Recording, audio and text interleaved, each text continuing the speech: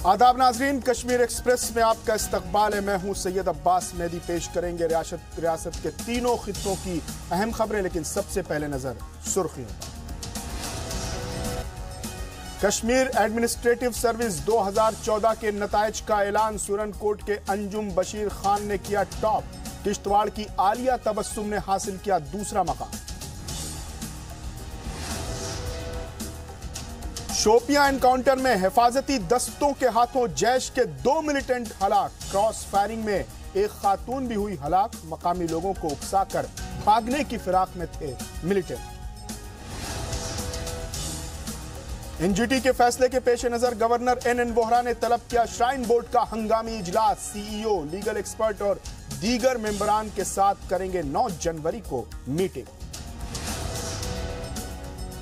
25 दिसंबर तक ring road के लिए एक्वायर जमीन का अदा किया जाए पूरा मुआवजा। चीफ सेक्रेटरी ने दी मुतल्लका महकमों को वाज़ेह हिदायत। मुआवजे की रकम को लेकर जमीन मालिकान नाराज। और national conference MLA Javed Rana ने अवामी जलसे में दिया मुतनाज़े बयान। एसएसपी और पुलिस के खिलाफ इस्तेमाल किया नाजेबा अल्फाज। नाराज लोगों ने एनसी सरबराह से किया एमएलए के खिलाफ कार्रवाई का मुतालबा।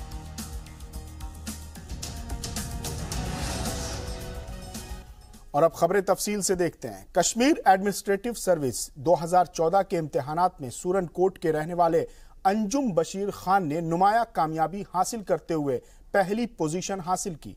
अंजुम बशीर ने मेन एग्जाम में पब्लिक एडमिनिस्ट्रेशन और एंथ्रोपोलॉजी के मजामीन लिए थे। राजौरी से बीटेक की डिग्री लेने के बाद अंजुम ने अपने वालिदैन की तरह दर्स व तदरीस का पेशा चुना, लेकिन उनकी मंजिल एडमिनिस्ट्रेटिव सर्विस की ही थी। नताइज के बाद सबसे पहले जी सलाम की टीम ने उन्हें मुबारकबाद दी। हमारे नुमाइंदे राजन वैद से बात करते हुए अंजुम ने नौजवानों को तालीम पर फोकस करने और मुस्बत सिमत में अपनी एनर्जी लगाने का मशवरा दिया। हमारे साथ हैं अंजुम बशीर खान, जिन्होंने सूरन कोट जैसे पिछड़े हुए इलाके से, खासकर जो जम्मू सूबे का पुंछ जिला है उसका एक इलाका है सूरन कोट, वहां से कश्मीर एडमिनिस्ट्रेटिव सर्विसेज में टॉप किया है। हमारे साथ खुद मौजूद हैं। सबसे पहले मुबारक है जी इस्लाम की तरफ से। और आपको कितना ये आपका जो सफ़र है कितना मुश्किल रहा अब तक और अब कितनी खुशी है? Thank you so much for the blessings and मैं सबसे पहले तो मुश्किल सफ़र रहा ऑब्वियसली। एक ऐसे रीजन से आना जहाँ जो इंफ्रास्ट्रक्चर और डेवलपमेंट डेफिसिट है, तो सफ़र तो बहुत मुश्किल था। लेकिन कुछ पेरेंट्स की सबसे बड़ी कंट्रीब्यूशन है इसमें। उन्होंने हेल्प किया मुझे यहाँ तक पहुँचने में। ये जो आपका इलाका है सूरन कोट, ये मिलिटेंसी इन्फेक्टेड एरिया है। यहाँ पे बहुत ज़्यादा मिलिटेंसी थी किसी दौर में, तो उस दौर में आपने एक तरह से निकलकर इसने टॉप पोजीशन हासिल की है। क्या इसके पीछे आपको लगता है कुछ पावर थी जो इसके पीछे काम की? 90s का जो पूरा इरा था वो आपको पता है कितने मिलिटेंसी इफेक्टेड था हमारा सेक्टर पूरा, राजौरी पुंछ का। और पुंछ तो बहुत ज़्यादा था, लेकिन ये था कि हमारे पेरेंट्स, क्योंकि खुद मेरे फादर जो हैं लेक्चरर रिटायर हुए हैं, मेरी मदर जो हैं वो टीचर हैं, तो उन्होंने उस माहौल से हमें निकाला और वो लेके आए यहाँ पे। और वो पहले से फोकस थे हमारे लिए, उन्होंने मेहनत की। और उस दौर से निकाल के, जबकि इतनी ज़्यादा मिलिटेंसी थी, हमारा जो इवन घर था, जो एंसेस्ट्रल घर था, उसको जला दिया गया। It was burn down by terrorists. तो वहाँ से लेकर पेरेंट्स यहाँ तक लेके आए हमें, उन्हीं की सारी कंट्रीब्यूशन थी कि आज मैं इस स्टेज पे।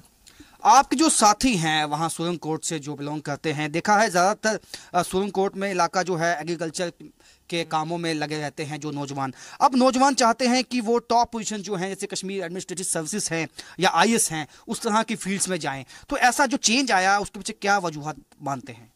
पहले तो एक्चुअली सबसे बड़ी वजह मेरे नज़दीक ये थी कि लॉ एंड ऑर्डर पहले प्रॉब्लम थी।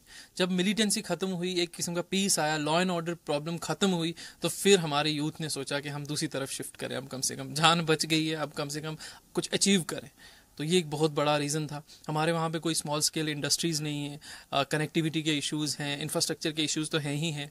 तो अब जाके यूथ ने एक पॉजिटिव वे, और मैं तो कंग्रेचुलेट भी करूँगा उनको जो ये एक पॉजिटिव रास्ता लेते हैं, वायलेंस की तरफ नहीं जाते। और मेरी तो सजेशन भी यही है कि हमें पॉजिटिव तरीके से अपनी एनर्जीज का यूज़ करना चाहिए। और जिस तरह से आपने कहा कि एजुकेशन का जो ढांचा है वो सूरन कोट में इतना अच्छा नहीं था, पढ़ाई के जराए नहीं थे इतने अच्छे, लेकिन काफ़ी बार हमने देखा है नौजवान इस तरह की शिकायत करते हैं कि इंफ्रास्ट्रक्चर नहीं है, एजुकेशन नहीं मिल पाई है। तो उन सब के बावजूद आपने कर दिया, तो एक तरह की मिसाल आप समझते हैं आप हो उनके लिए? जी जी, मैं तो ऐसे एस्पिरेंट्स को भी ये कहना चाहूँगा कि ज़रूरी नहीं है कि आप फाइनेंशियली बहुत वेल ऑफ हो, आप सिटीज़ में रहते हो तभी आप एग्ज़ाम क्रैक कर सकते हो, ऐसा कुछ नहीं है। और पेरेंट्स को भी, कि पेरेंट्स अगर सपोर्ट करें और ख़ुद अंदर से एक विल हो, एम हो कैंडिडेट का कि मुझे ये करना है, तो मुझे नहीं लगता कोई परेशानी आएगी। इंशाल्लाह उसका ज़रूर होगा। तो आपका क्या एम है कि आप चाहेंगे कि जो नौजवान जिनको रास्ता नहीं मिलता, जिनको एक्सपोजर नहीं है कि क्या करें वो, तो उनको एक रास्ता दिखाएंगे? बिल्कुल, मेरे एंड से जो भी एफर्ट होगी, हेल्प होगी, जो भी गाइडेंस होगी, आई एम ऑलवेज रेडी कि जो भी मुझसे कोई लेना चाहेगा। और मेरी तो ये सबसे अपील भी है और मैं I am always there for them. एक आखिरी सवाल ये है कि आपने कहा जो मिलिटेंसी का रास्ता छोड़ के नौजवान अब देश की तरक्की है उसमें एक हिस्सा बने, आपको लगता है कि जो एजुकेशन है या स्पोर्ट्स है एक अच्छे सेक्टर हैं जिनमें जो जम्मू कश्मीर के नौजवान हैं वो अपना नाम कमा सकते हैं? बिल्कुल, हमारे यहाँ पे बहुत ज़्यादा स्कोप है, एजुकेशन का स्कोप है, टूरिज्म में इतना स्कोप है। उस नेगेटिविटीज़ को दूर करके अगर हम इस तरफ आएंगे तो अपना भी फ़ायदा है, स्टेट का भी फ़ायदा है और देश का भी फ़ायदा है। और मैं सबको थैंक यू बोलूँगा, स्पेशली आपको, पूरे स्टेट से जितने लोगों ने मुझे विश किया, राजौरी पुंछ पर्टिकुलरली जो मेरा रीजन है, वहाँ के हर एक इंसान ने जिनने मुझे विश किया, जिनने मेरे लिए दुआ की, सबका थैंक यू सो मच। तो ये थे अंजुम बशीर जिनका ये कहना है कि कोई भी काम मुश्किल नहीं है, अगर एक बार मन में ठान लिया जाए तो ये उसकी ताज़ा मिसाल है। और उनका कहना है कि वो पुंछ जैसे दूर दराज इलाकों के नौजवानों के लिए भी कुछ काम करना चाहते हैं। कैमरामैन आशु के साथ राजन वैद, जी मीडिया जम्मू। और आप अंजुम बशीर को सुन रहे थे। उन्होंने वाजे किया कि उनकी कामयाबी में सबसे अहम रोल उनके वालिदैन का है। वालिद बशीर अहमद खान कॉलेज के, जबकि वालदा गुलाम फातिमा मिडिल स्कूल की रिटायर्ड टीचर हैं। जी सलाम से बात करते हुए उन्होंने बताया कि मुश्किल हालात में भी उन लोगों ने अंजुम की तालीम को मुतासिर नहीं होने दिया। उन्होंने उम्मीद जाहिर की कि उनका बेटा मुल्क, रियासत और इलाके की पूरी ईमानदारी से खिदमत करेगा। मुझे बहुत खुशी है इस बात की, तो अल्लाह ताला की दुआ है कि और अल्लाह खुशी दे। कितनी मुश्किलें सहनी पड़ी आपको इसके लिए? आप वो बात ही ना पूछो, हमारा इलाका ही ऐसा था, हम किराए पे रहते रहे, कितने साल धक्के खाए आगे पीछे, फिर अपना मकान बनाया, बड़ी मुश्किल से पढ़ाया इसको। ये फर्स्ट सेकंड में शायद इधर ही दाखिल कर दिया था, उधर से ले आई थी, बड़ी मुश्किल से, हमने बहुत मुश्किल देखी है। आपको लगता है कि अब आपकी मुश्किलों का अंत हो गया है कि आपके बच्चे ने ये कर लिया है, तो अब इंशाअल्लाह? तो क्या उम्मीदें क्या हैं इससे? अब जो एक बेटा अपने माँ बाप के लिए करता है, अपने मुल्क के लिए करता है, अपने गांव के लिए करता है, अपनी तहसील के लिए, सबके अपने मुल्क के लिए सबसे पहले जो करता है अच्छा बच्चा होता है वही। और अंजुम समेत कुल 51 उम्मीदवारों ने 2014 के केएस एग्जाम में कामयाबी हासिल की। इनमें से 36 उम्मीदवार जम्मू से, जबकि 13 वादी से हैं। अंजुम के बाद दूसरा मकाम आलिया तबस्सुम ने हासिल किया। जम्मू यूनिवर्सिटी से कानून की डिग्री ले चुकी आलिया ने मजमुई तौर पर 1475 नंबर हासिल किए। किश्तवाड़ के दूर दराज इलाके की रहने वाली आलिया ने मेंस एग्जाम में पॉलिटिकल साइंस और एंथ्रोपोलॉजी का मजमून लिया था। शुरुआती 2 कोशिशों में वो पीटी भी क्वालिफाई नहीं कर पाई थी।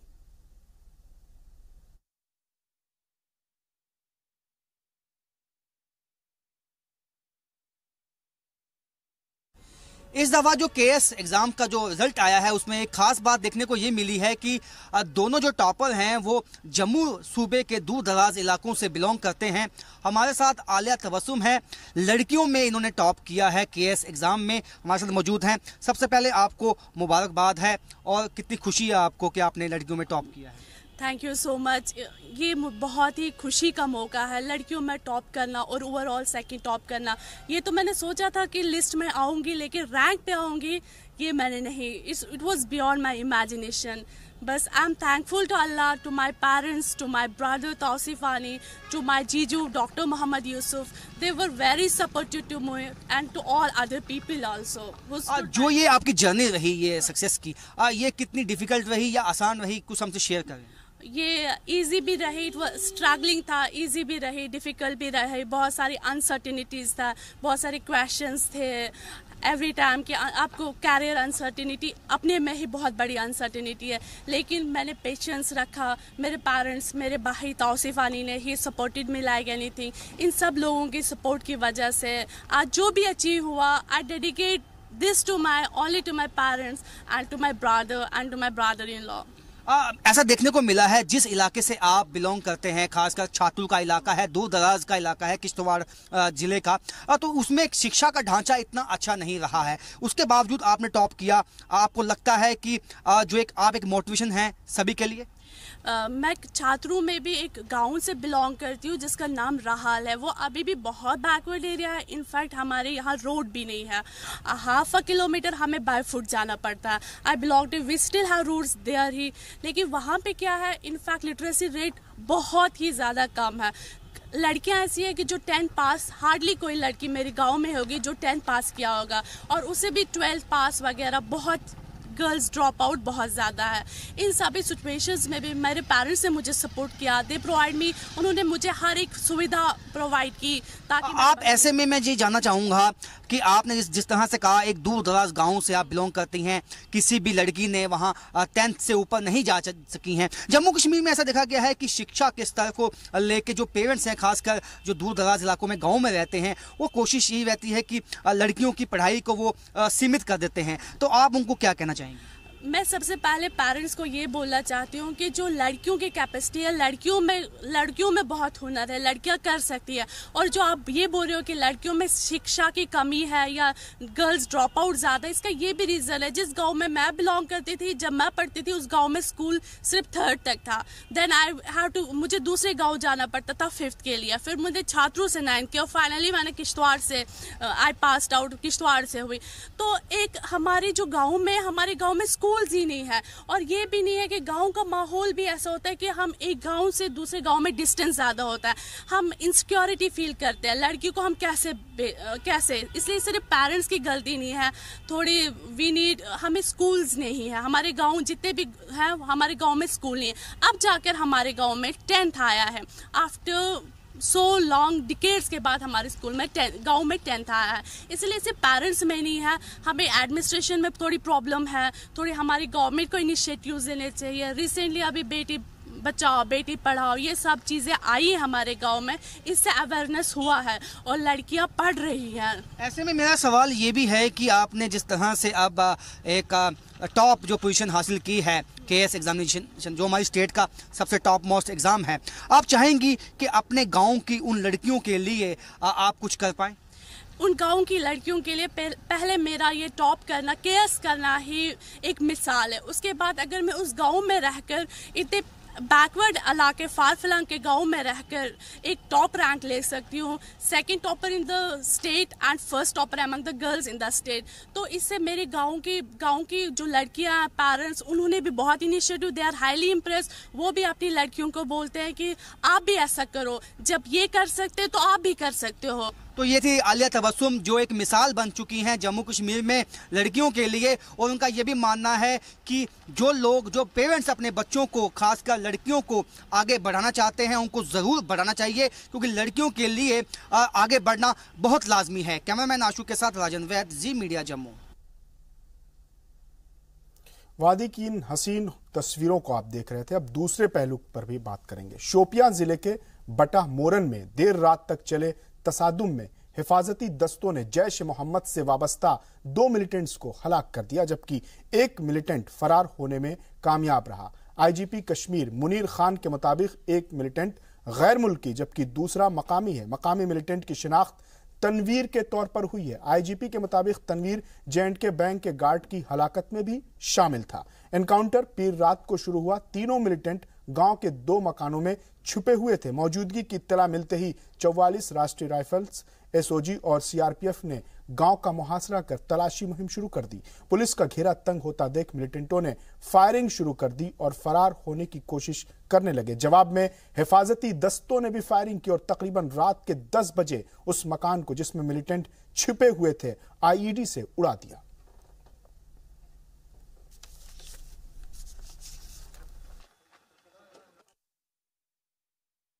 basically, the moment the cordon was being laid, the militants opened fire, and after opening the fire, they entered into two different houses, and rather they got holed up in two different houses.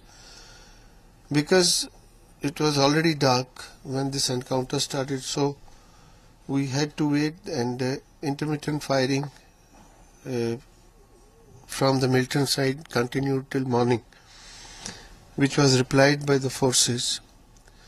And in the morning, two dead bodies of two militants, one a foreign militant and yet to be identified, and another most probably, because he is also to be identified now, a local Jaish militant, Tanveer Ahmed from Batmona, were recovered. We're looking for the third militant also, but I don't think, I think before the cordon was laid, he must have left the area. One significant thing about this was that these three militants, especially Tanveer, was involved in, if you remember recently, two bank guards of J&K Bank were killed. So Tanveer was involved in that incident. So he has been neutralized today. So, and another important thing is that it was again a group of Jaish militants operating in that area. और फरार होने के लिए militants ने मकामी लोगों का भी सहारा लिया। मकामी लोगों की मज़ाहमत के सबब सिक्योरिटी अफवाज को कार्रवाई शुरू करने में शाम के 7 बज गए। तशद्दुद पर आमादा लोगों को काबू में करने के लिए फोर्स को काफी मशक्कत का सामना करना पड़ा। कुछ लोग जख्मी भी बताए जा रहे हैं। एनकाउंटर के दौरान 2 सिक्योरिटी एहलकार भी जख्मी हुए। हालांकि दोनों खतरे से बाहर हैं। सुबह सादिक तक मुहिम खत्म हो चुकी थी, लेकिन तलाशी मुहिम दोपहर तक जारी रही। लॉ एंड ऑर्डर के पेश नजर इलाके में सिक्योरिटी फोर्स का एक दस्ता अभी भी तैनात है। आर्मी, एसओजी और सीआरपीएफ की मुश्तरका टीम ने आज सुबह छतरीपोरा, नौगाम, पंजदाशन, कापरन समेत कई मुहल्का महकमे और गांव में सर्च ऑपरेशन चलाया। तलाशी मुहिम के दौरान हिफाजती दस्तों ने असलहे और गोला बारूद से भरा एक थैला बरामद किया। जिस मकान से धमाका खेज अशिया और वायरलेस सेट मिला, वही मकान था जहां 18 नवंबर को पुलिस ने लश्कर तैयबा के 6 मिलिटेंट को हलाक किया था। इस मामले में पुलिस ने पूछताछ के लिए 2 लोगों को हिरासत में लिया है।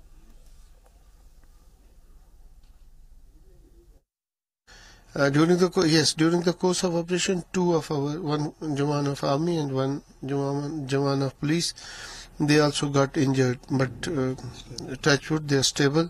They got injuries in legs. They are absolutely stable and out of danger. The operation is over, but withdrawal is in progress, and there is some sort of law and order problem which is being dealt with separately. So hopefully the withdrawal should be completed in next hour or so. और शोपिया में हुए इस encounter की जद में आने से खातून भी हलाक हो गई। ये 30 साला मरहुमा की शिनाख्त ब्यूटी जान के तौर पर हुई। पुलवामा जिला अस्पताल के एक जराये ने जी सलाम को बताया कि अस्पताल लाने से कबल ही खातून की मौत हो चुकी थी। उसे पेट के निचले हिस्से में गोली लगी थी।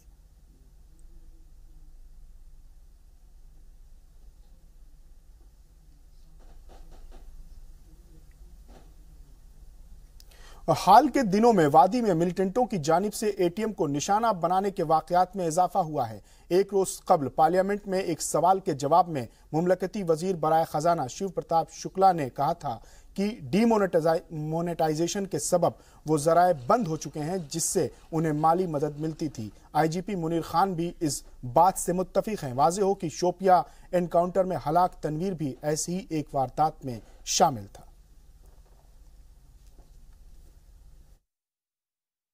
In fact, today also there was an attempt in Shopia area, and this clearly means they are short of currency, they are short of money, and they are there to loot public money. They are attempting. It's not the first attempt. There have been attempts, 3, 4, 5 attempts. 1 or 2 have been successful. Rest have been filed. Today it was filed by the police guard which was posted on that bank. So they are there to loot public money.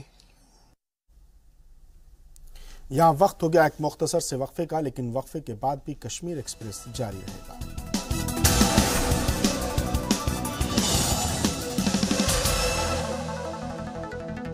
वक्फे के बाद एक बार फिर आपका इस्तकबाल है Kashmir express में।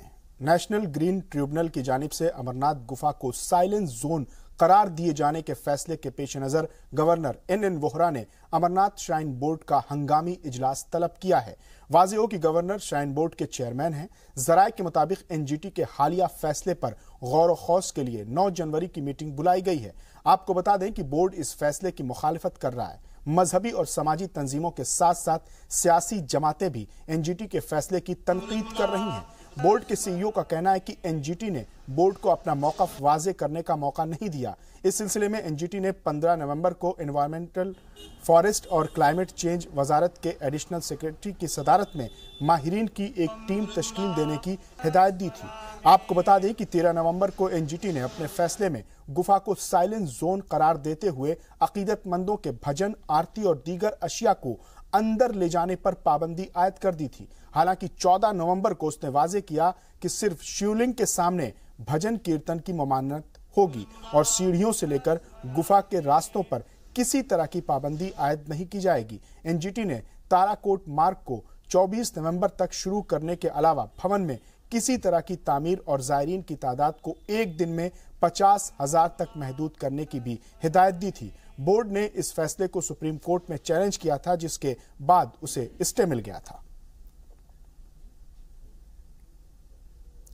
जम्मू और श्रीनगर में रिंग रोड की तामीर के सिलसिले में चीफ सेक्रेटरी बीबी व्यास ने मुतल्लका महकमे के अफसरान के साथ मीटिंग की।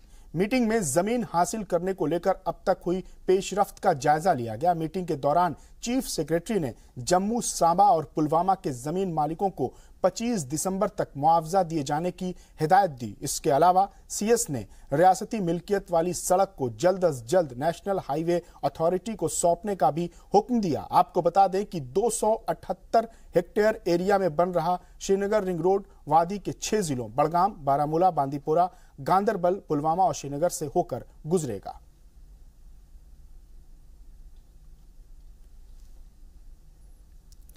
लेकिन बड़गाम के जमीन मालिकों का कहना है कि उन्हें जायज मुआवजा नहीं दिया जा रहा है। उनका कहना है कि जमीन ही उनके लिए रोजगार का जरिया था। जमीन मालिकों ने जल्द अज जल्द वाजिब और पूरा मुआवजा अदा किए जाने का मुतालबा किया। जमीन रिंग रोड के लिए ये जो है लैंड एक्वायर करना चाहती है सरकार, बट ये जो जमीन है उसको छीनना चाहती है, क्योंकि हमारे स्टेट ने अभी तक जो नया कानून है लैंड एक्विजिशन का वो पास नहीं किया है। क्योंकि वो कानून न होने की वजह से यहाँ पे जो सरकार है वो हमारी जमीनें छीनना चाहती हैं, हमको बेघर करना चाहती हैं, हमको बेरोजगार करना चाहती है। क्योंकि इसके साथ जुड़े हुए किसान लोग हैं, कम से कम इनको हमारा भी सोचना चाहिए। इसके बदल में इसके बदल में इनको कम से कम माकूल मुआवजा तो देना चाहिए, कम से कम बात करनी चाहिए हमारे साथ। और उधर जम्मू कश्मीर ह्यूमन राइट्स को लेकर आज नेशनल कॉन्फ्रेंस ने मुजाहरा किया। श्रीनगर में हुए मुजाहरे में लीडरान ने बेकसूर नौजवानों को मारने का मुद्दा उठाया। कारकुनान ने रियासती और मरकजी हुकूमत पर वादा खिलाफी का इल्जाम लगाते हुए कहा कि अगर ऐसी कार्रवाइयां नहीं रोकी गईं तो सरकार को इसकी कीमत चुकानी पड़ेगी। मुजाहरे में बड़ी तादाद में लोग परचम, बैनर लेकर शामिल हुए और सरकार मुखालिफ नारे लगाए। उससे पहले भी ऐसे वाक़ात हुए। इस सिलसिले में आज हम एहतजाज कर रहे हैं, सरकार को चेतावनी दे रहे हैं कि होश में आ जाओ। एक तो आप लोगों के मुश्किलात को दूर करने के लिए काम करो, और जो इस वक्त विंटर के दिन हैं इसमें जो लोगों को मुश्किलात हैं इनको दूर करने के लिए काम करो। दोबारा की किलिंग के बारे में क्या हम इसको कंडेम करते हैं। This is unacceptable. Always civilian killing, innocent killing is unacceptable. ये कोल्ड ब्लडेड मर्डर है जिसको नेशनल कॉन्फ्रेंस मजम्मत करती है, और ये आई वाश है जो कह रही है चीफ मिनिस्टर इसका प्रोब करो। हंदवारा में 5 मारे गए थे सिविलियन और प्रोब किया गया था, वादा किया गया था असेंबली में रिपोर्ट पेश किया जाएगा। आज 2.5 साल हो गए, कोई रिपोर्ट पेश नहीं किया गया, तो कैसे हम भरोसा कर सकते हैं गवर्नमेंट। और नेशनल कॉन्फ्रेंस के सदर और जम्मू कश्मीर के साबिक वजीर आला फारूक अब्दुल्ला ने एक बार फिर से मुतनाज़े बयान दिया है। फारूक ने गुजरात इंतखाबात के दौरान मोदी के बयान पर पलटवार करते हुए कहा कि वो खुद पाक गए थे और पाकिस्तान कभी साजिश नहीं करता। बता दें कि गुजरात इंतखाबात के दौरान मोदी ने एक खिताब के दौरान कहा था कि मुझे हराने की पाकिस्तान में साजिश की जा रही है। आपको लगता है कि मोदी जी को हराने की साजिश पाकिस्तान में बनी थी, जैसा मोदी जी कहते हैं पाकिस्तान से बातचीत हुई? वो खुद पाकिस्तान में खाना खाने खुद गए थे, तो जब वहाँ खाना खाया उन्होंने तो फिर क्या उन्होंने साजिश की उनके खिलाफ? जब खाना खाया, पाकिस्तान कोई साजिश नहीं करता है। और लगता है कि रियासत के लीडरान भी अब अपनी तहजीब और सकाफत अदब भूलते जा रहे हैं। मेंढर में नेशनल कॉन्फ्रेंस के रुकन असेंबली जावेद अहमद राना ने एक अवामी जलसे के दौरान एसएसपी और पुलिस के खिलाफ नाजेबा अल्फाज का इस्तेमाल करते हुए पुलिस की कारकर्दगी पर सवाल उठा दिया। और यह सब उस वक्त हुआ जबकि स्टेज पर ममलकती वजीर चौधरी जुल्फिकार अली मौजूद थे। हजारों के मजमे में इस तरह का नाजेबा अल्फाज इस्तेमाल करने से लोगों में खासी नाराजगी पाई जा रही है। अपने नुमाइंदे से उन्हें तमीज और शराफत की उम्मीद रहती है। शिकायतों के लिए एमएलए ने जिन अल्फाज का इस्तेमाल किया वो इसे तस्लीम नहीं करते। मकामी लोगों ने पार्टी सदर फारूक अब्दुल्ला और उमर अब्दुल्ला से जावेद राना के खिलाफ सख्त कार्रवाई का मुतालबा किया है। मेंढर में जो वाकया हुआ ये बहुत अनफॉर्चुनेट है। कोई अगर अनपढ़ और जाहिल आदमी अगर कोई बात करे तो ऐसा हो सकता है, मुमकिन हो सके, लेकिन एक लेजिस्लेचर और फिर ऑनरेबल मंत्री साहब भी वहाँ तशरीफ रखते हैं और फिर एक बहुत बड़ा गैदरिंग है वहाँ, लोग वहाँ बहुत काफ़ी लोग हैं, उनके सामने ऐसी बातें करना जो है मैं समझता हूँ कि एक लेजिस्लेचर को शोभा नहीं देती है। या इस किस्म के अनपार्लियामेंट्री लैंग्वेज, नाशाइस्ता अल्फाज, गालियाँ देना और स्टेज पर करके देना, मैं समझता हूँ इस एमएलए साहब ने ये इनको चाहिए कि एसएसपी साहब से और पुलिस से माफ़ी मांगनी चाहिए इसको। उधर ममलकती वजीर बराए public health engineering PHE Shyam Lal Chaudhary आज श्रीनगर में थे। इस दौरान उन्होंने महकमे के अफसरान के साथ कई दौर की मीटिंग में महकमे के तहत चलाई जा रही मुख्तलिफ मंसूबों का जायजा लिया। इस मौके पर उन्होंने अधूरे पड़े प्रोजेक्ट पर तेजी से काम करने की हिदायतें दी।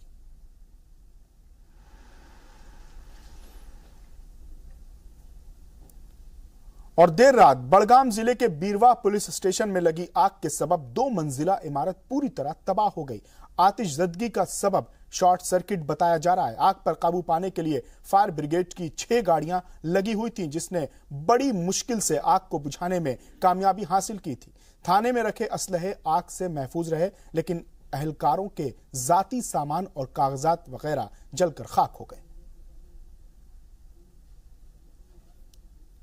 जम्मू के बड़ी ब्रह्मणा इलाके में मेटाडोर और बस की टक्कर में 20 से 25 खवातीन जख्मी हो गईं। इनमें से एक की हालत नाजुक बताई जा रही है। सारी खवातीन अप्सरा पेंसिल फैक्ट्री में काम करती हैं। शदीद तौर पर जख्मी खातून को बख्शीनगर गवर्नमेंट मेडिकल कॉलेज में दाखिल करवा दिया गया है, जबकि बाकी खवातीन का गांधीनगर हॉस्पिटल में इलाज चल रहा है।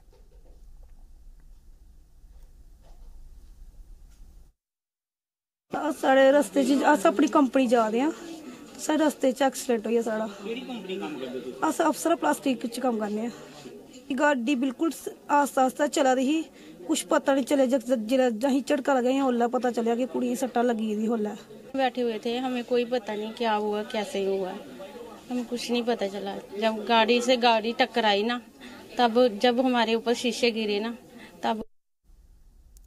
और गांदरबल में डीडीसी डॉक्टर पीयूष सिंगला ने जिला देहाती तरक्की के शोबे के बारे में वजीर आला की अज़्म के अमल के बारे में जायजा लेने के लिए अफसरान के साथ मीटिंग का एहतमाम किया। आपको बता दें कि 4 दिसंबर 2017 को वजीर आला ने जनता दरबार में जो वादे अवाम के साथ किए थे वो कहां तक अमल में लाए गए, डीडीसी गांदरबल ने जायजा लिया और डीडीसी ने तरक्याती अफसरान को तयशुदा वक्त पर कामों को मुकम्मल करने के लिए मैकेनिज्म तैयार करने की हिदायत दी। साथ ही डीडीसी ने लोगों को कहा कि वो वजीर आला की हिदायत पर वक्त पर मुकम्मल करने की कोशिश करें काम। और कुछ कामों में गैर मुतमईन डीडीसी ने बीडीओ लार की सैलरी पर रोक लगाने का हुक्म दिया। उधर भदरवा के सरतिंगल में एसएसपी मोहम्मद शब्बीर ने अवामी दरबार का एहतमाम किया। इस मौके पर पुलिस और जिला इंतजामिया के आला अफसरान के साथ साथ सिविल सोसाइटी के मेंबर मौजूद रहे। इस दरबार का मकसद पुलिस निज़ाम और अवाम के दरमियान बेहतर ताल्लुकात कायम करना और अवाम को पुलिस निज़ाम और कानून के बारे में जानकारी फराहम कराना था। इस मौके पर लोगों ने पुलिस को अपनी तमाम परेशानियों से रूबरू कराया। साथ ही लोगों ने पुलिस के शराब और ड्रग्स के खिलाफ चलाई जा रही मुहिम की तारीफ भी की। हम सब लोगों को आपस में मिलकर अपने गाँव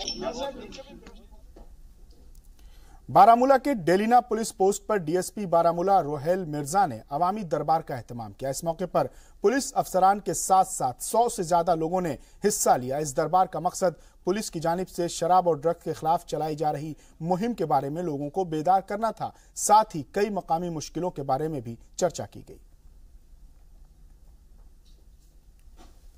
ड्रग्स के बारे में उन्होंने बहुत रोकथाम लगाया।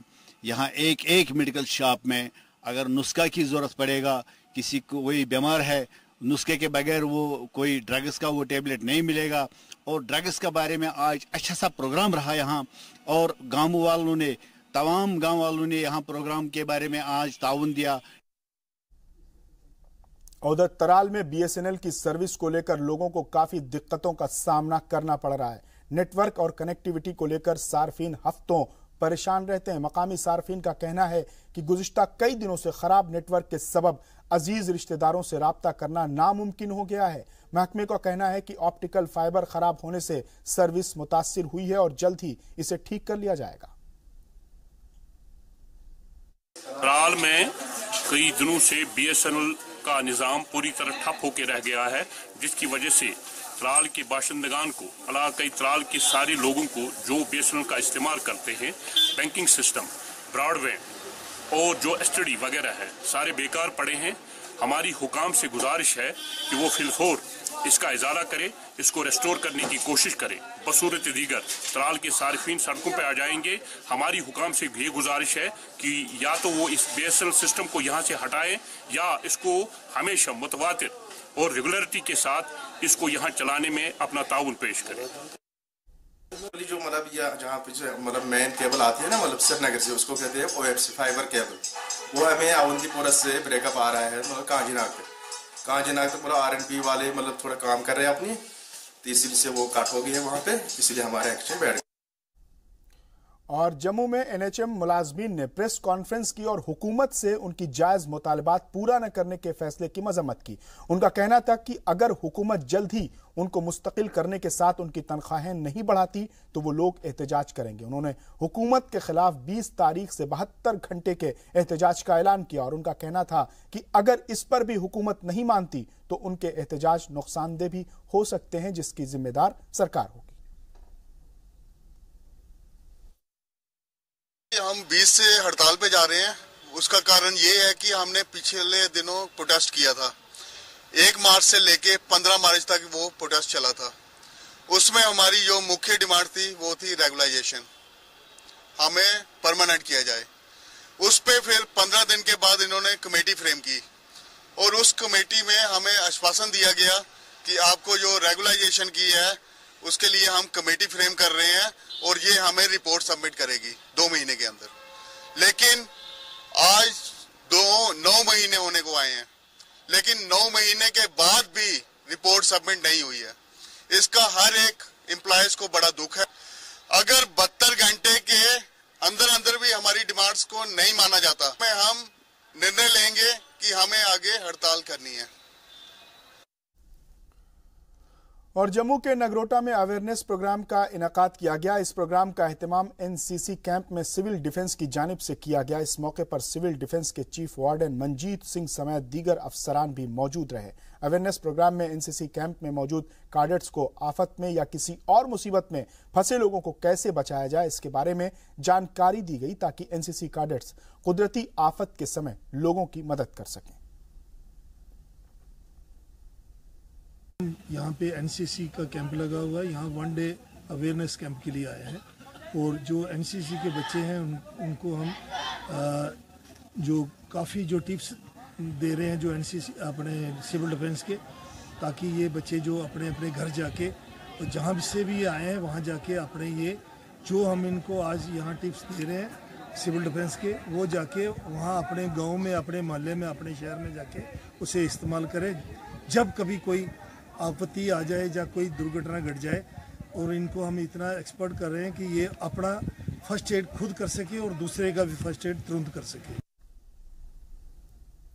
उधर कुपवाड़ा के शेखुल आलम एनवायरमेंटल हॉल में किसानों को लेकर एक ब्रिगदारी प्रोग्राम का एहतमाम किया गया।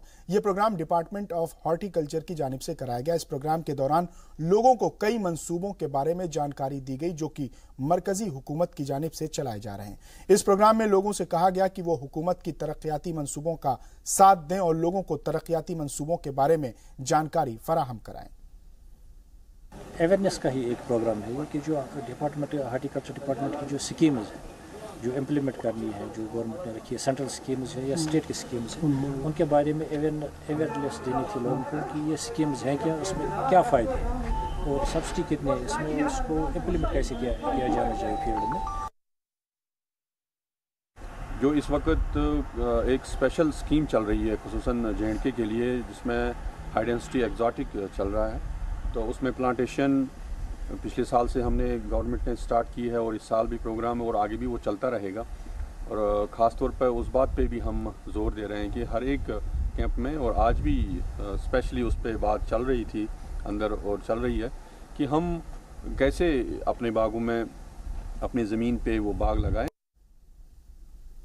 उधर पुंछ में गुर्जर बकरवाल एम्प्लॉइज फेडरेशन की जानिब से सुरनकोट के एमएलए चौधरी मोहम्मद अकरम के दादा और गुर्जर लीडर चौधरी गुलाम हुसैन लसानवी की याद में एक रोजा गुर्जर बकरवाल जलसे का एहतमाम किया गया, जिसमें जिले भर से हजारों की तादाद में गुर्जर बकरवाल तबके के लोगों ने हिस्सा लिया। इस तकरीब की सदारत तंजीम के जिला सदर मोहम्मद असद नुमानी, गुर्जर लीडर चौधरी अब्दुल गनी और साबिक एमएलए सी जहांगीर हुसैन मीर ने की, जबकि सुरनकोट के रुकन असेंबली चौधरी मोहम्मद अकरम और कश्मीर कंगन के नेशनल कॉन्फ्रेंस रुकन असेंबली मियां अल्ताफ अहमद मेहमान खुसूसी के तौर पर मौजूद रहे। इस मौके पर गुलाम हुसैन लसानवी की जिंदगी पर रोशनी डाली गई। साथ ही इस तबके की परेशानियों को दूर करने के लिए हुकूमत से मुतालबा किया गया। इस मौके पर कई लोगों को एजाज से भी नवाजा गया। इस मौके पर मियां अल्ताफ ने रियासत के हालात पर चर्चा करते हुए कहा कि एक तरफ जहां एलओसी पर होने वाली गोलाबारी में आम लोग शिकार होते हैं, वहीं दूसरी तरफ कश्मीर में हम लोग मिलिटेंसी की मार झेल रहे हैं। जम्मू में CISR की जानिब से दरख्तों को महफूज रखने के लिए एक प्रोग्राम का एहतमाम किया गया। इस प्रोग्राम का मकसद दरख्तों को महफूज रखने के साथ पहाड़ों में पाए जाने वाले दरख्तों से कैसे खुशबू बनाई जाए, उनसे कैसे कारोबार में इजाफा किया जाए, इसके बारे में जानकारी फराहम की गई, जिसमें मुल्क भर और रियासत के कई साइंसदानों ने हिस्सा लिया। आपको बता दें कि जम्मू में चीड़ के पेड़ काफी तादाद में पाए जाते हैं। इसी के तहत आज ट्री टॉक का एहतमाम किया गया, क्योंकि जम्मू में चीड़ के पेड़ से मिलने वाली खुशबू की कीमत बैरूनी बाजारों में काफी ज्यादा है।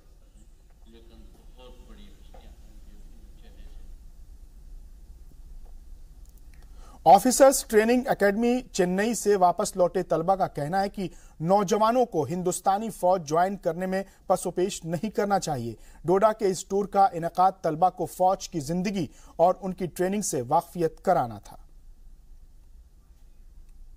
आर्मी की तरफ से यहाँ से जो टूर गया हुआ था, हम चेन्नई घूमे, हम वहाँ पे OTA गए, हम बीच पे गए। OTA में जो हम गए वहाँ पे बहुत ही, वहाँ पे गर्ल्स हमने देखा और वहाँ उनसे हम बहुत ही इंस्पायर हुए। हमने वहाँ पे वहाँ पे स्विमिंग पूल देखा, स्टेबल देखा और पूरा आर्मी एरिया जितना भी है वो सारा देखा। हम काफ़ी इंस्पायर हुए उससे और बहुत अच्छा है और हमें चाहिए कि हमें भी आर्मी ज्वाइन करना चाहिए। और औरों को भी बोल रही हूँ कि बहुत अच्छा है, अगर आप भी देखो, आप भी जानो इसको और आप भी अगर ज्वाइन करो तो बहुत अच्छा है। और देही इलाकों में खेल सलाहियतों को निखारने के लिए भदरवा में एक फुटबॉल टूर्नामेंट का आगाज हुआ। CRPF की 33वीं बटालियन की जानिब से मुनक्किद इस टूर्नामेंट में जिले की 8 टीमें शिरकत कर रही हैं। टूर्नामेंट का इफ्तिताह राष्ट्रीय राइफल के कमांडिंग ऑफिसर ने किया। इस मौके पर ऑर्गेनाइजर की जानिब से टूर्नामेंट में शामिल सभी टीमों के खिलाड़ियों को फुटबॉल किट दी गई।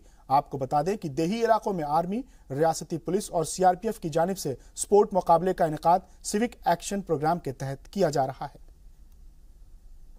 तो इसका मेन तो उद्देश्य तो है सिविक एक्शन, कोई भी हो तो स्थानीय जो है युवा पीढ़ी है, जो यूथ है, तो उनके साथ हमारा रिलेशन अच्छा रखने के लिए। और इसमें क्या है, देखो यूथ तो नॉर्मली पुलिस से तो शाय रहता है, फोर्स से शाय रहता है या तो डरता है, तो हम इनको दिखाना चाहते हैं हम आपसे अलग नहीं है, हम लोग भी आपका हिस्सा है और आप लोग भी हमारे साथ ही है। तो इनको एक सही मार्गदर्शन और गाइडेंस देने के लिए हम लोग ये चीज का आयोजन करते हैं। और लास्ट टाइम हम वॉलीबॉल किया था, इस टाइम फुटबॉल। और बांदीपोरा में खेले गए शहीद मेजर गोपी सिंह राठौर मेमोरियल टूर्नामेंट का खिताब बारामूला फुटबॉल क्लब ने जीत लिया है। शेर कश्मीर स्पोर्ट स्टेडियम में खेले गए फाइनल में मुकाबले में बारामूला की टीम ने हाशमी क्लब को 5-4 से शिकस्त दी। दोनों टीमों ने मुतय्यना मुद्दत में जबरदस्त खेल का मुजाहरा किया, लेकिन कोई भी टीम गोल करने में कामयाब नहीं हो सकी। टाई ब्रेकर में बारामूला के गोलकीपर ने उम्दा तकनीक का मुजाहरा करते हुए अपनी टीम को जीत दिला दी। फाइनल मैच का लुत्फ लेने के लिए स्टेडियम में सैकड़ों की तादाद में नाजरीन मौजूद थे और उन्होंने खिलाड़ियों की खूब हौसला अफजाई की। Has been in the memory of Major Gopi Singh Rathore, who was a very brave soldier of the Indian Army, and he in fact laid down his life while fighting for Aman and Shanti in the valley. यहाँ वक्त हो गया एक और मुख्तसर से वक्फे का, लेकिन वक्फे के बाद भी कश्मीर एक्सप्रेस जारी रहेगा।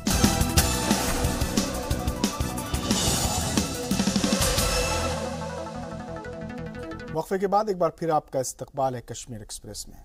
बांदीपोरा के अजस आर्मी कैंप में एक मेडिकल कैंप का एहतमाम किया गया। सर्दियों के दौरान बढ़ती बीमारियों को देखते हुए मकामी लोगों के लिए कैंप लगाया गया। इस कैंप में 200 मकामी लोगों ने हिस्सा लिया और कैंप का फायदा उठाया।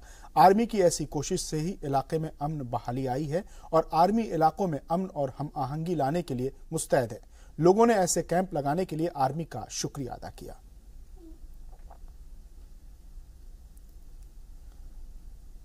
जम्मू के अभिनव थिएटर में Indian council for cultural relation की जानिब से एक प्रोग्राम का इनेकाद किया गया, जिसमें ट्यूनीशिया बैंड के गुलकारों ने ऐसा समा बांधा कि हाल में बैठे नाजरीन झूमने पर मजबूर हो गए। प्रोग्राम में ICCR जम्मू कश्मीर के रीजनल मैनेजर बलवंत ठाकुर और जम्मू कश्मीर आर्ट सकाफत और जबान एकेडमी के सेक्रेटरी डॉक्टर अजीज हाजनी खुसूसी तौर पर मौजूद रहे। उन्होंने प्रोग्राम में ट्यूनीशिया के सफिक्स सिटी के बैंड की जानिब से पेश किए गए प्रोग्राम की तारीफ की। वहीं ICCR की तरफ से मौजूद बलवंत ठाकुर ने सभी फनकारों को शॉल देकर खैर मकदम किया। बलवंत ठाकुर का कहना था कि इस तरह के प्रोग्राम से मुल्कों में आपसी ताल्लुकात बेहतर होते हैं और मुल्क की सकाफत के बारे में जानने का बेहतर मौका और जरिया मिलता है। ICCR का जो मैंडेट है वो है टू ब्रिंग नेशंस टुगेदर। हम कल्चरल इनिशिएटिव्स लेते रहते हैं और ये एक 11वां मुल्क है जो जम्मू में परफॉर्म कर रहा है जब से ICCR जम्मू में आया है। ये बहुत बड़ी बात है एक छोटे से प्रदेश के लिए कि मतलब 11th इंटरनेशनल परफॉर्मेंस कुछ ही सालों में यहाँ पे हो रही हो। और तनुशिया का ये म्यूजिक बैंड जो है वो यहाँ पे आया है, ये आज परफॉर्म करने जा रहा है। उधर श्रीनगर के कोठी बाग के हायर सेकेंडरी स्कूल में एक मौसीकी की महफिल का एहतमाम किया गया, जिसमें रियासत भर के फनकारों और अदीबों ने शिरकत की और इसमें 4 चांद लगाए। इस महफिल का एहतमाम society of promotion art and culture की जानिब से किया गया। इस महफिल में रियासत के मशहूर फनकार मोहम्मद अशरफ को भी याद किया गया। साथ ही इस मौके पर रियासत के जाने माने गुलकार कैसर निजामी ने भी खूबसूरत अंदाज में नात शरीफ पेश की और दीगर फनकारों ने अपने फन के जलवे बिखेर कर नाजरीन के दिल को शाद किया। इस मौके पर कैसर निजामी ने कहा कि पहली बार कश्मीर की महफिल में मशहूर फनकार को याद किया गया। जो हमारे यहाँ के इदारे हैं जैसे कल्चर अकेडमी है, इंफॉर्मेशन है या रेडियो है, ऐसे जो गुनी लोग यहाँ पे रहे हैं, कंपोजर्स स्टार्टिंग में, जिनका बहुत ही मैं कहूँगा योगदान जिसको हिंदी में कहेंगे, उनको हम कभी उनकी पजीराई नहीं हुई है, ना करते हैं। कशिर पे वन ये पे यूँ ये कशिर मज वस गवान दुत यूँ युन पैटर्न चेंज कोर फोक मज कड़क लाइट गजल, टेक्निकल बता रहा हूँ आपको, लाइट गजल। और बुलेटिन के इख्तिताम पर देखते हैं ये खास रिपोर्ट।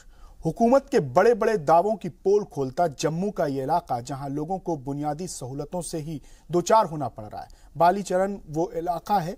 जम्मू में मौजूद यह इलाका हुकूमत के खोखले दावों की पोल खोलता नजर आता है। आप देखिए रिपोर्ट और मुझे दीजिए इजाजत। जब बुनियादी जरूरतें पूरी करना हुकूमत के लिए नामुमकिन हो जाए तो उस बेबसी को आप क्या नाम देंगे? और इसी लाचारी के बदनुमा दाग को झेल रहा है बालीचरण। यह इलाका मुल्क की किसी और रियासत में नहीं है, ना ही मुल्क के बाहर है, जिसके लिए हुकूमत कुछ नहीं कर रही है। कुछ नहीं का मतलब कुछ नहीं ही होता है साहब। ये इलाका जम्मू कश्मीर के ताज में पिरोया हुआ एक नगीना है। ये इलाका जम्मू शहर के बाहर मौजूद है, लेकिन रियासत के बाहर नहीं, जिसके साथ आप बाहरी जैसा सुलूक कर रहे हैं। आप जरा गौर फरमाइए, हुक्मरान जम्मू कश्मीर, इस इलाके में 95% आबादी मुस्लिम तबके की है। खैर तबका कोई भी हो, बर्ताव ऐसा बिल्कुल नहीं होना चाहिए। और इनकी इस हालत का जिम्मेदार और कोई नहीं, सिर्फ और सिर्फ हुकूमत का लापरवाह रवैया है। वोट तक महदूद रह गई है इनकी जरूरत। जब इंतखाबात नजदीक आएंगे तब हुकूमत के लिए बाली चरण के लोग हाकिम होंगे। यहाँ तकलीफ एक नहीं, दो नहीं, बल्कि तकलीफों की कब्र बन चुकी है साहब, क्योंकि न सड़कें हैं, न सफाई है, न बिजली है, न पानी है। ऐसी जिंदगी कैसे गुजारी जाएगी, आप ही बता दीजिए हमें। और जहाँ पर हम रह रहे हैं यहाँ पर बहुत सारी फैसिलिटी हमारे पास नहीं है। एक तो रोड भी नहीं है, और साथ साथ में हमारे यहाँ जो घरों के बीच में से, घरों के ऊपर से तारे हैं और पोल वगैरह हैं, ये हमारे आंगन में कुछ बनाना चाहें नहीं बना सकते, क्योंकि ये बीच में पोल है इसके उठाने के लिए, और साथ साथ में ये तारे हैं, इनको साइड पे करने की हम डिमांड करते हैं सरकार से। और यहाँ की तवज्जो चाहते हैं ताकि हमारी सड़कें, हमारी नालियाँ ये बन जाएं। और शुक्रिया हम इस बात का करते हैं कि हमारे पास जी इस्लाम वाले आए, कि इनका हम बहुत ही शुक्रिया करते हैं, धन्यवाद करते हैं कि हमारे पास आए और हमारी तकलीफ़ों को जाना और हमारी परेशानियों को जाना, जिसकी बिना पर हम इनका शुक्रिया करते हैं। रोड भी टूटी है, कोई देखता नहीं है, बिल्कुल तारें जैसे पड़ी हैं पहले की ऐसी पड़ी हुई हैं, कोई उनकी देखभाल नहीं कर रहे। 10 दिन लाते हैं ट्रांसफार्मर, 10 के बाद दूसरा लाना पड़ता है। हुकूमत के दावे यहाँ आकर खामोशी अख्तियार कर लेते हैं और ऐसे गुजरते हैं जैसे बाली चरण से उन्हें कोई वास्ता नहीं है। याद कीजिए हाकिमों, आपने कुछ तो वादे किए होंगे इनसे, यूं ही तो आपकी झोली में वोटों की माला नहीं आई होगी। दावों की पोल खोलता ये इलाका बताता है अपनी बदहाली, अपनी गरीबी, अपने फटे हुए कपड़ों की दुहाई देकर भीख मांग रहा है हुक्मरानों से कि सुन लो हुक्मरान रियासत, मुझसे इस बदहाली में और नहीं जिया जाता। मकामी लोगों ने महकमों को अपनी परेशानी, अपने इलाके की दिक्कतों से वाबस्ता कराया, लेकिन उन्होंने भी दावों की ही तरह खामोशी अख्तियार कर ली और सो गए। उठिए जनाब और उठाइए अपने हाकिमों को भी, बहुत हुआ आराम, अब कुछ काम कर लिया जाए। इलाके की दिक्कतों को दूर करने के बारे में सोचिए। अगर नहीं सोचा तो कम से कम सुन तो लीजिए अपने लोगों के तासुरात, उनके जज्बात, उनके दर्द, उनके दुख, उनके जख्म।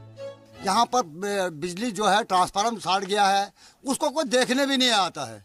इतनी बदकिस्मती हम लोगों की है कि मतलब यहाँ पर कोई पावर का सिस्टम नहीं चल रहा है ठीक, कनेक्शन हम फीस हम दे रहे हैं मंथली, और रोड हमारी जो है ये गलियाँ इतनी खस्ताहाल हो चुकी हैं कि इसमें बच्चों को स्कूल जाने में भी प्रॉब्लम, बूढ़े चल रहे हैं बेचारे हमारे, वो गिर पड़ते हैं, हमें अंदर बाहर निकलना बहुत मुश्किल हो जाता है। जब सैलाब ये बरसात का पानी आता है तो हम उसमें आधे तो हम डूब ही जाते हैं, बड़े बच्चों की तो बात ही नहीं है। लापरवाही भली है, परवाह करो तो ठग लेते हैं लोग। कुछ ऐसे ही सोचकर हुकूमत और हुक्मरान आपको लेकर लापरवाह बने हुए हैं। कुछ करिए जनाब, क्योंकि करने के लिए आवाम सिर्फ 5 साल देती है, उसके बाद क्या होता है आप खुद जानते हैं। ब्यूरो रिपोर्ट, जी सलाम।